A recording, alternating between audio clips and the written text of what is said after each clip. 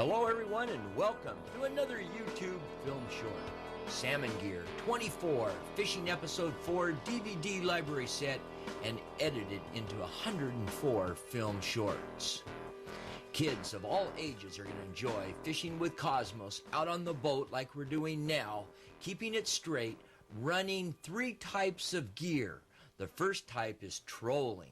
We like to use a rotating flasher or dodger, and behind it can be a variety of little things. A fly, maybe a cut plug herring, or a spoon of some type. As you see here, this flasher is starting to rotate with these fish following it, and that makes the biggest difference in the world on getting them to strike, is the action.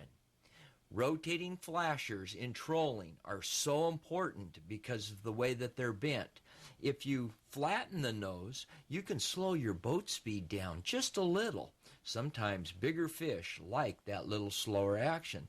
Other days, you'll discover trolling one way, you only catch the fish and you're moving really, really fast. If that's the case, bend the nose of the flasher somewhat so you have a nice snap action in the gear and the fly that's dropping behind the rotating flasher. Now, if you're a Dodger fan, you like little Dodgers, small in size. You see how they rotate so swiftly? They are completely different movement.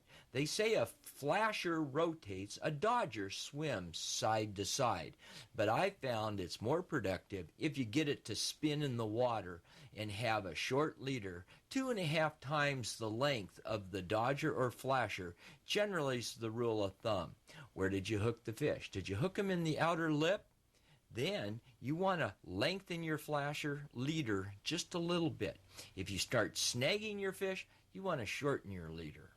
Another proven method is mooching. Now, mooching goes way back to the beginning of time. It's where you drift in the current with the bait, and that's just about all you do. You get a nice fast, snappy action if you cut the head off, and as you work the different depths, you're going to want to try to use different ounces of lead, of weight.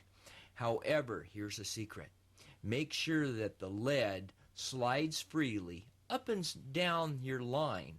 So if you're using, let's say, a whole herring with the hooks on the inside of the flip of the bait, when they grab it, those fish, they'll swim away with it, but the leader will slide through the weight, adding zero resistance, and you'll get a better hookup.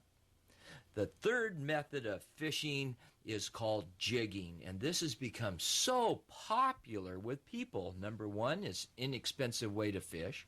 Number two, it's an easy way to fish. And probably the best thing is that you don't have to get all messed up with bait, cutting bait with your knife and things like this. All you use is this little lead weight here. Has a hook behind it. Now check your regulations, because some areas only allow a single hook, and most jigs, they come with a triple hook.